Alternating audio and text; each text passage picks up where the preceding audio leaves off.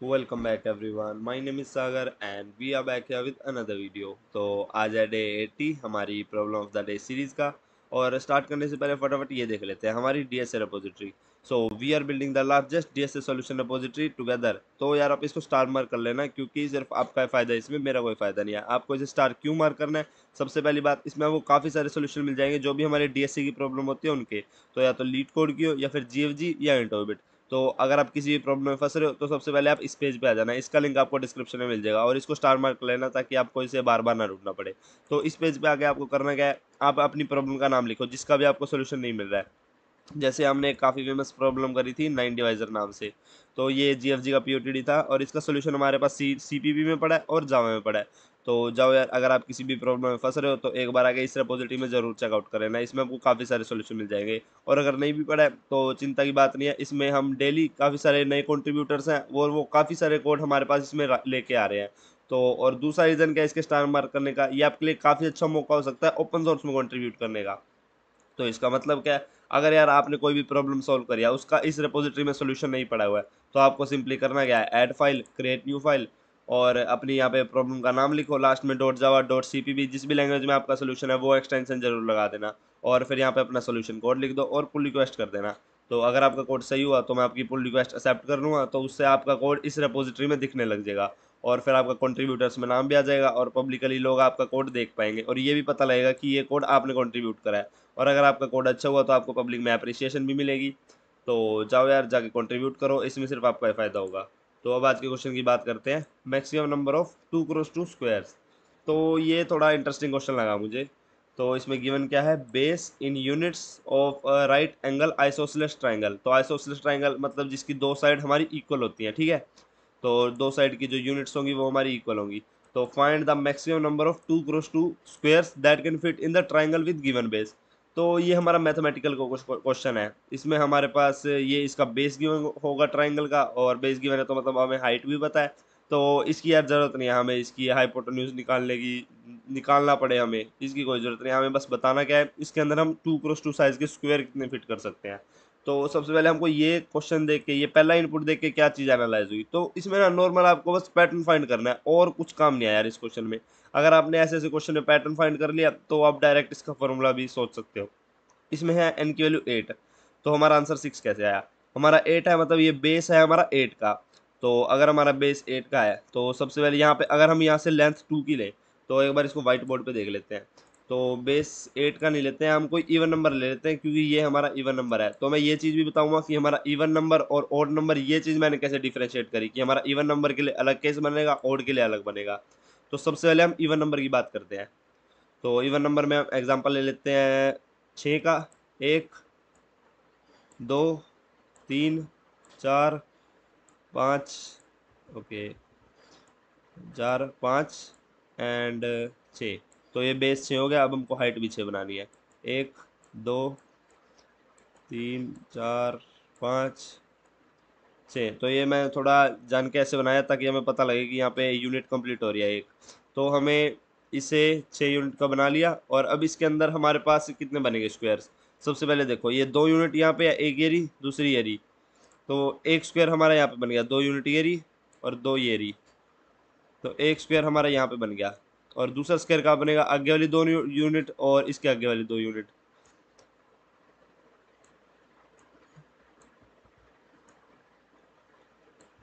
Okay, जैसा भी आए मतलब यहाँ पे एक स्क्वायर बनेगा हमारा, राइट।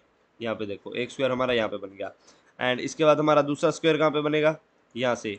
ये यहाँ पे हमारी 2 यूनिट यहाँ पे कंप्लीट हो चुकी हैं। तो यहाँ से हमारा ऊपर तक एक स्क्वायर यहाँ पे बनेगा 2 यूनिट का। पर यहाँ पे क्या हमारा स्क्वायर बन सकता है, हमारे यहाँ पे 2 क्रॉस 2 का स्क्वायर नहीं बन सकता। क्योंकि यार यहाँ पे ये देखो, हाइट तो हम 2 ले लेंगे पर विड्थ हमारी 2 नहीं ले पाएंगे क्योंकि ये वाला एरिया तो हमारा ट्राइंगल के अंदर नहीं है। और यहाँ पे भी हमारा एक स्क्वायर नहीं बन सकता क्योंकि ये वाला एरिया तो हम ले लेंगे पर ये एरिया हमारा ट्राइंगल के अंदर नहीं है।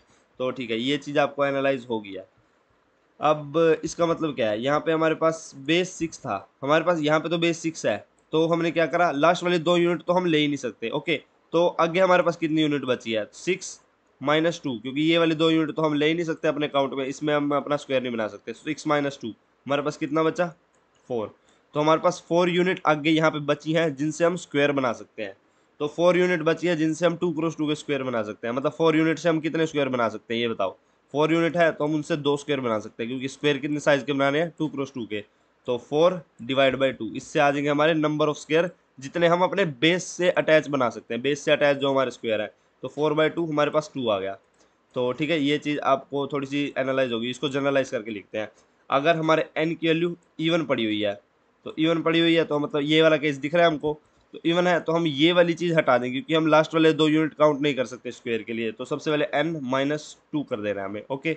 और इसके बाद हमने क्या देखना है, n-2 कर दिया तो हमारे पास ये यूनिट बची हुई है। तो हम बेस के साथ कितनी यूनिट बना सकते हैं, तो अगर हमारे पास 4 बची हुई है तो हम 2 स्क्वायर बना सकते हैं। अगर हमारे पास कुछ n बची हुई है तो हम n/2 स्क्वायर बना सकते हैं, क्योंकि हमें 2 साइज के स्क्वायर बनाने हैं ना। तो इसके बाद करना है हमें n/2। तो ये आ जाएगा हमारे स्क्वायर कितने बनने वाले हैं बेस में।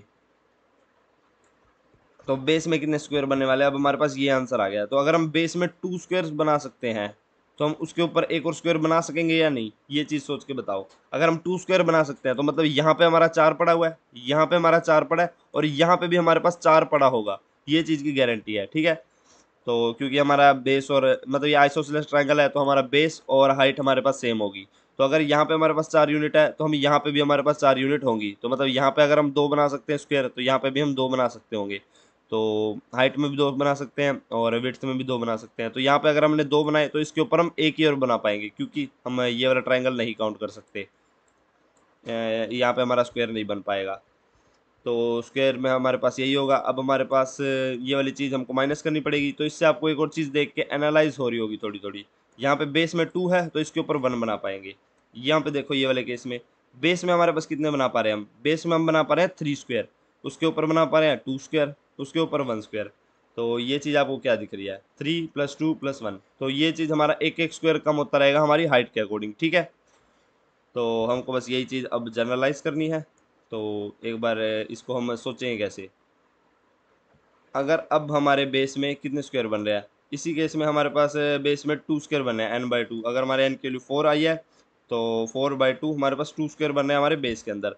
सपोज करो हमारे पास बेस के अंदर 5 स्क्वायर बन रहे हैं, तो उसके ऊपर हम 4 बना पाएंगे, उसके ऊपर 3, उसके ऊपर 2, फिर उसके ऊपर 1। तो 5, 4, 3, 2, 1। तो ये किसका, हम इन सारे हमको ऐड करने हैं नंबर ऑफ स्क्वायर। तो उसके लिए हम क्या क्या करेंगे, 5 + 4 + 3 + 2 + 1। अगर हमारे बेस में 5 स्क्वायर बने हैं तो हमको ये आंसर आएगा हमारा फाइनल आंसर, कि हम टोटल नंबर ऑफ स्क्वायर कितने बना सकते हैं। तो आई होप आपको ये चीज़ समझ आई होगी। ये चीज़ आपके यहाँ से भी आप देख के एनालाइज कर सकते हो, और जो हमने एग्जांपल लिया था उससे भी आपको ये चीज़ देख के पता लग रही थी। तो अगर हमारे पास 5 नंबर ऑफ स्क्वायर है बेस में, तो वो हमने पता कर लिया कि हम कैसे निकाल सकते हैं बेस में कितने स्क्वायर आएंगे, वो हमको अब चीज़ पता है। तो अगर हमारे बेस में कुछ n नंबर ऑफ स्क्वायर आ रहे हैं, तो हम final total number of square इस फॉर्मूला से निकाल सकते हैं, इस चीज़ से n + n-1 अप टू 1। तो इसको क्या कह सकते हैं हम, n से 1 तक का सम, या फिर कह सकते हो 1 से n टर्म्स का सम। इसका हमको फॉर्मूला पता है, n × n+1/2। ये फॉर्मूला तो यार आपको पता ही होगा, ये सम ऑफ फर्स्ट n नंबर्स का होता है। ये n है, फिर हम n-1 पे आ गए, फिर अब टू कितने हम जा रहे हैं, 1 तक। तो 1 से n नंबर्स का सम है, n टर्म्स का। तो ये होता है हमारा n × n+1/2। तो इसके बाद अगर हमारे बेस में हम 2 स्क्वायर्स बना पा रहे हैं, बेस में हमारे 2 स्क्वायर्स बना पा रहे हैं, मतलब ये सपोज करो अब हमारे n की वैल्यू है, इतने हमारे स्क्वायर्स बनने वाले हैं। तो हम ये वाला फॉर्मूला इसमें पुट कर देते हैं। अगर हमारे बेस में 2 स्क्वायर्स हैं, तो 2 × 2 + 1 3/2। 2 से 2 कट गया, टोटल आंसर आया हमारा 3। तो मतलब अगर हमारे बेस में हम 2 स्क्वायर्स बना सकते हैं, तो टोटल हम 3 स्क्वायर्स बना पाएंगे, क्योंकि नीचे 2 बने, उसके ऊपर 1 बना। तो हमारे टोटल कितने आए, 3 स्क्वायर बने। तो बस आपको यही चीज़ एनालाइज करनी है थोड़ी सी इवन नंबर्स के लिए। तो इवन नंबर्स के लिए हमारा फाइनल आंसर आ चुका है ये पूरे फॉर्मूला से। तो एक बार इसको थोड़ा क्लियर करके लिखते हैं। तो अगर हमारे पास नंबर इवन आ रहा है, इस साइड लिखते हैं। अगर हमारे पास नंबर इवन आ रहा है, तो सबसे पहले हमने करना क्या है, -2 कर देना है, क्योंकि हम लास्ट वाली 2 यूनिट्स काउंट नहीं कर सकते। उसके बाद डिवाइड बाय 2 कर देना है, तो हमारे 2 साइज के नंबर ऑफ स्क्वायर आ जाएंगे जो हमारे बेस में है। और उसके बाद हमने क्या करना है, ये हमारा कुछ एक्स नंबर आ जाएगा सपोज करो, या फिर एन एक्स ही कह देते हैं, चलो ये हमारा कुछ एक्स नंबर आ जाएगा, जिससे हमें पता लगेगा बेस में हमारे कितने स्क्वायर हैं। तो उसके बाद हमने कौन सा फॉर्मूला यूज़ करना है, n × n+1 बाय 2। तो इससे हमारा फाइनल आंसर आ जाएगा इवन नंबर्स के लिए। ओके, तो अब हमें निकालना है ऑड नंबर्स के लिए। तो ऑड नंबर्स के लिए हम देखते हैं क्या होने वाला है। तो ऑड नंबर का एग्जांपल यहाँ पे 7 है, तो हमारा आंसर 3 आ रहा है। तो इतना कम कैसे आया? 8 के लिए तो हमारा आंसर 6 आ गया था, बट 7 के लिए हमारा आंसर सीधा हाफ हो गया। ये चीज़ हम कैसे देखेंगे? 7 का नहीं, चलो थोड़ा छोटा एग्जांपल लेते हैं। 5 साइज का ट्राइंगल बनाते हैं। 1 2 1 2 3 4 5। 1 2 3 4 5। इसके अंदर हम कितने बना सकते हैं? यहाँ पे हम ट्राइंगल बना सकते हैं?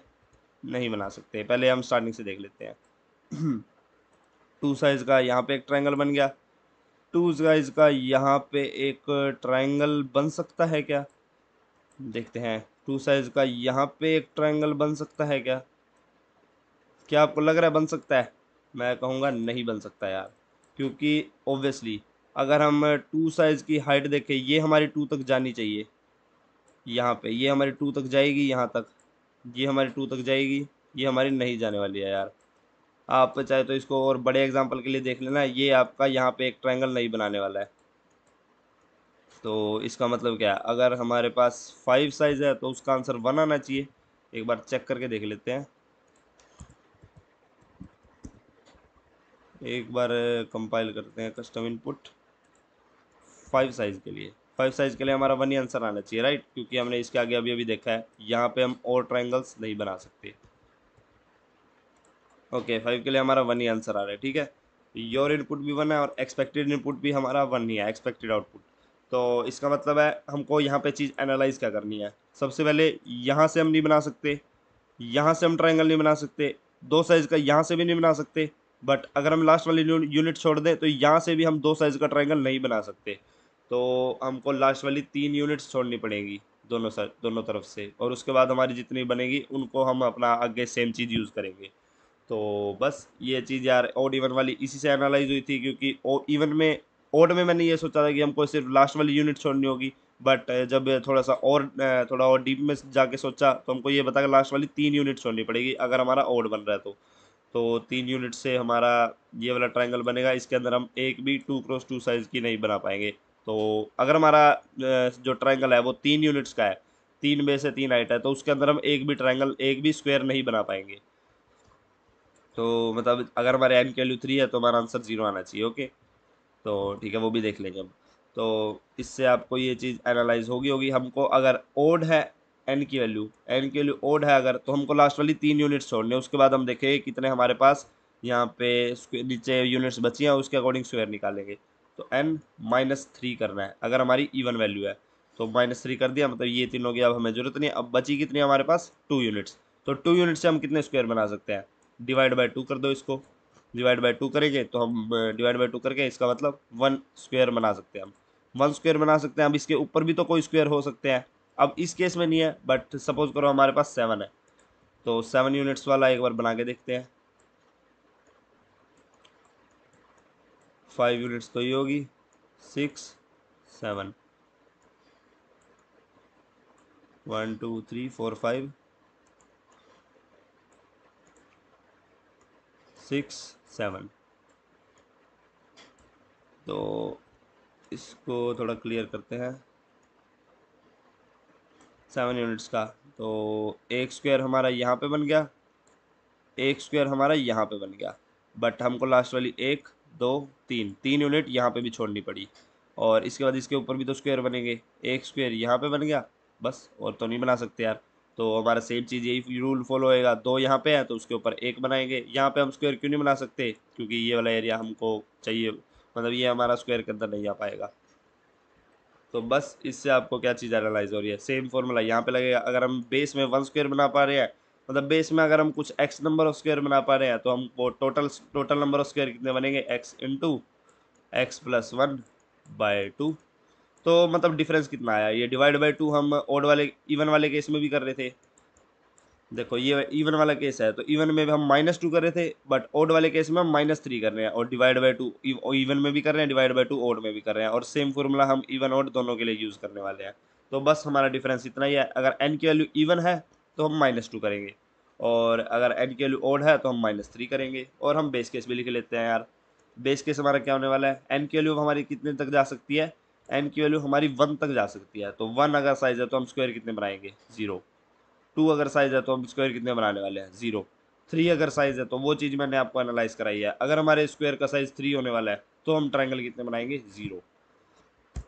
तो बस वही हम बेस केस लिख देते हैं। इफ एंड एन, इसको एन ही कह देते हैं हम,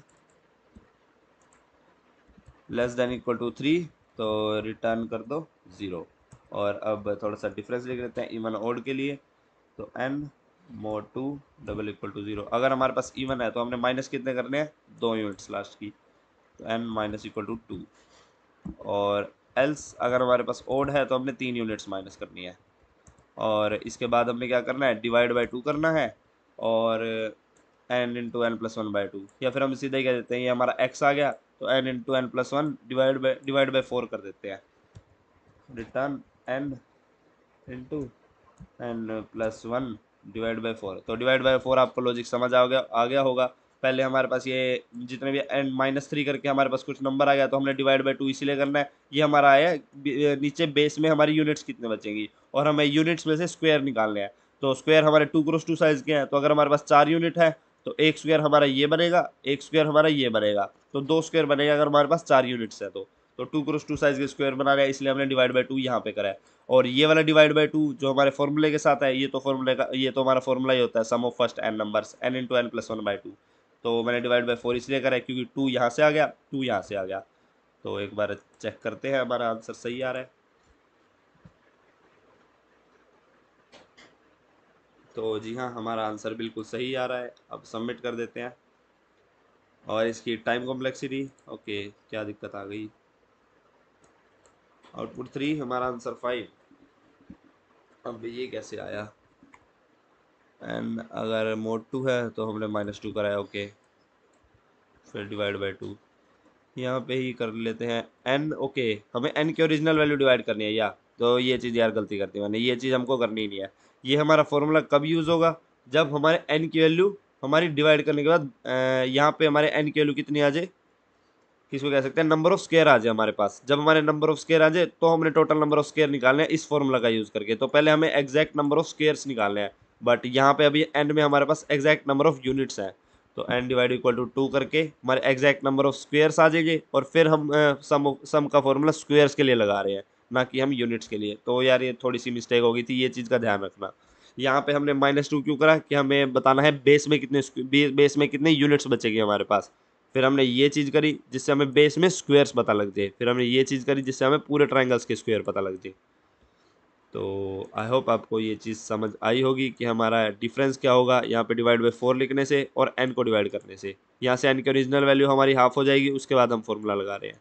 तो बस इस आज के लिए इतना ही। हमारी स्पेस और टाइम कॉम्प्लेक्सिटी ऑफ 1 होने वाली है, क्योंकि हमने कोई एक्स्ट्रा स्पेस भी नहीं यूज़ करा और हम डायरेक्ट फॉर्मूले यूज़ कर रहे हैं। तो बस आज के लिए इतना ही। अगर आपको ये अप्रोच समझ आई हो, ये समझाने का तरीका अगर आपको सही लगा हो, तो वीडियो लाइक कर देना और सब्सक्राइब भी कर देना हमारे चैनल को। And thank you for watching.